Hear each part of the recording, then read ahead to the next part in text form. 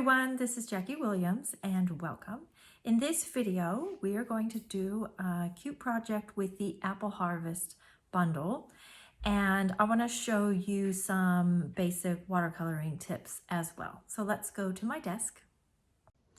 So this is the Apple Harvest bundle, and you can see that we've got 3 apple images, although I think that if you colored these in different colors, particularly this image, that this could pass for plums or peaches or something else.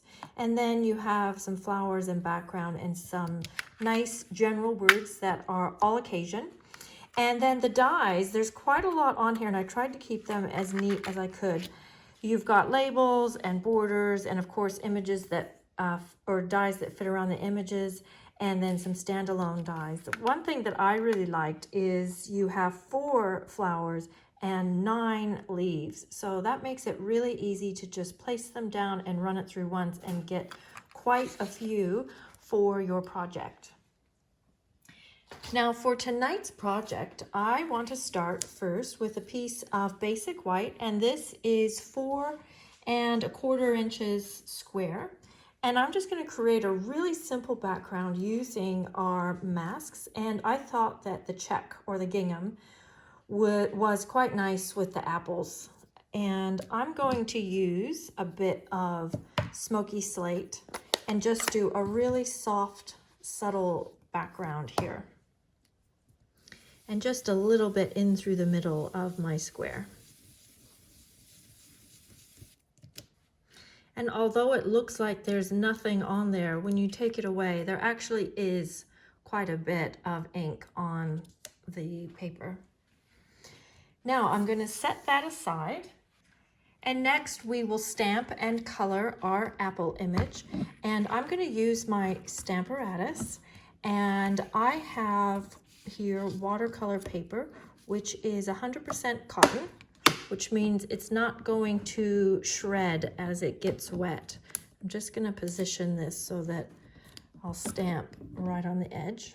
Now I am going to use StazOn, and I'm just going to give it a little bit of an ink initially and stamp that down.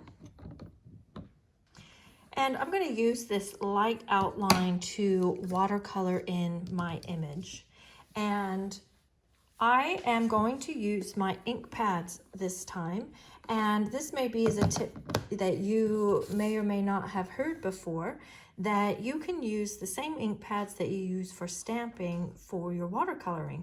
So all you need to do is turn it over and give it a good press with your thumbs, and that will then press a little bit of ink right here in the lid. Scoot this over. And then I'm going to take my water painter. Now your water painter comes in 3 sizes when you purchase them.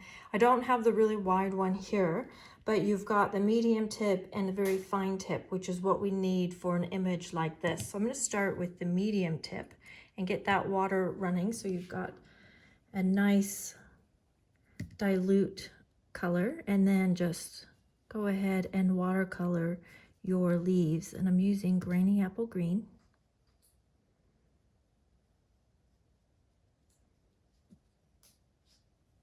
Now, if I want more intense color, I can just squeeze the lid again to pick up more ink.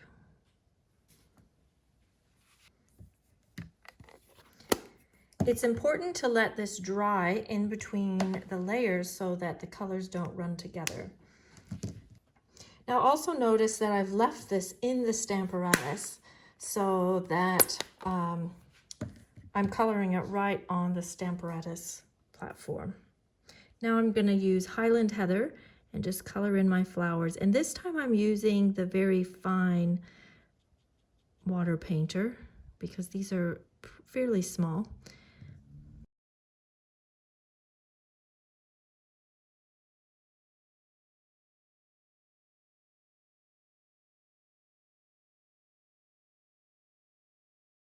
And next I'm going to use a bit of basic gray to color in my branch. You could use any type of a brown or a gray. I'm just choosing gray because it matches the cardstock I've chosen. And for this, certainly you want to use your fine water painter. And then to color in our apple, I'm going to use the Blackberry Bliss. And I think for this one, I'll use my slightly wider water painter.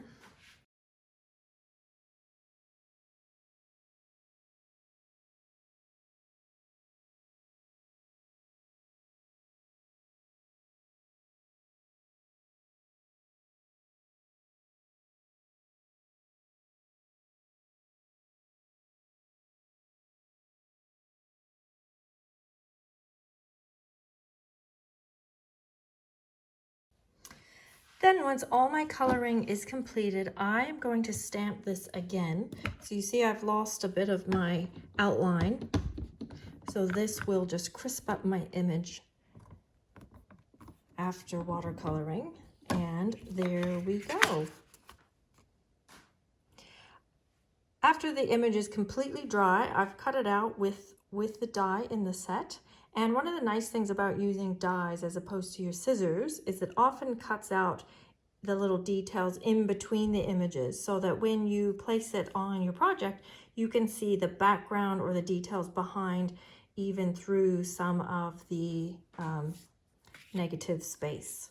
So before I put that on there though, I want to stamp my words. And I'm going to use my Stamparatus again just to be sure that it goes on perfectly. I'm going to stamp that once, and then I'm going to ink it up and stamp it a second time. Next, I'll put my apple image on with dimensionals. I'm just going to put that right there in the center. And then on my card base, I've got a 5 by 10 inch card base. Before we put that on our card front, I've matted that onto a piece of basic gray, and that is 4 3/8 inches square because our white was 4 1/4 inches square.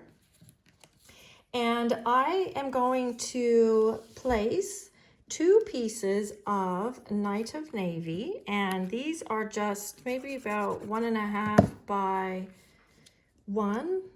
So these are the size of scraps that, you know, one might just toss out, but they can be used like this. So when I put this over top, it does look like there is a full strip of paper underneath like this. It gives it quite a nice look. And we'll put this on our card front with dimensionals centered like this. And then the last thing is to just add some gems, and I think I will use the gray ones like this. And there we go. And here is another version in a different colorway. So this one is using Mary Merlot actually and Rich Razzleberry, and then we've got a bit of petal pink paper in behind. And I realize there's no navy or petal pink in the image, but sometimes it is quite nice just to have that bit of contrast. And then here's another sample using the Apple Harvest bundle. And this one I think would be a nice one for a friend or for a teacher. And this is using that border die that comes in the set. Not only does it create a scalloped border, but it also has this very thin scallop detail that you can use separately or along with it like this. And this also goes very well with the sequins in the mini catalog. And then this is a project designed by my team member, Karen Hadler.